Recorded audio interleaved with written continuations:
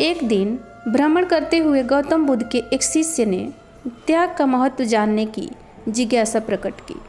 तभी गौतम बुद्ध ने अपने सभी शिष्यों को एक स्थान पर बैठने का आदेश दिया और त्याग का महत्व समझाते हुए उन्हें एक कथा सुनाई।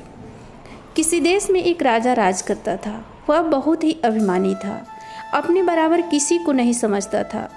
कारण उसका राज्य विशाल था, राजकोष धन से भरा था, उसके पास बहुत बड़ी सेना थी और उसके आसपास नौकर चाकरों की पलटन थी जो हर घड़ी उसका हुक्म मानती थी।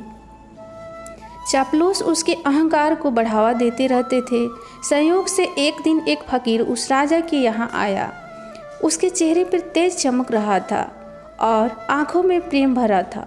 उसने राजा की ओर देखा और उसकी भाव से क्षण भर में समझ गया कि राजा धन दौलत में चूर है। उसके भीतर की आंखें बंद है। अपने स्वभाव के अनुसार राजा ने कड़क कर पूछा, फकीर तुझे क्या चाहिए? मुस्कुराकर फकीर ने कहा, राजन मैं आपसे कुछ लेने नहीं बल्कि आपको कुछ देने आया हूँ। सुनकर राजा के अभिमान को गहरी चोट लगी। उसने सोचा कि इस भिखमंगे की इतनी ज़रूरत की कि मुझसे जैसे वैभवशाली के साथ ऐसा व्यवहार करे।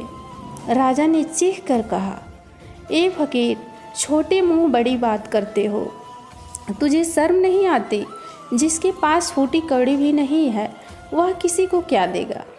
जो स्वयं दर दर से भीख मांगता है वह राजा की बराबरी क्या करेगा?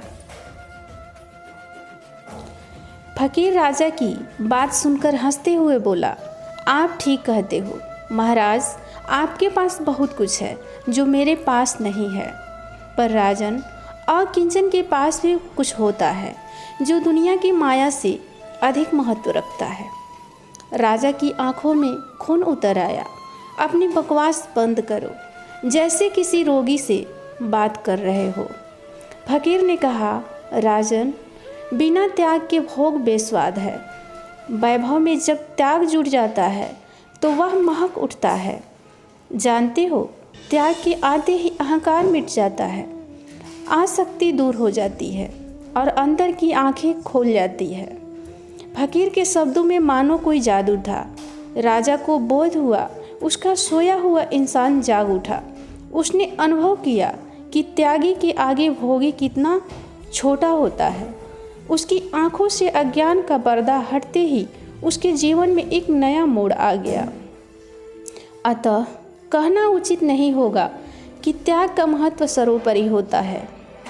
कहते हुए बुद्ध ने सभी शिष्यों को आगे चलने का आदेश दिया। Thank you.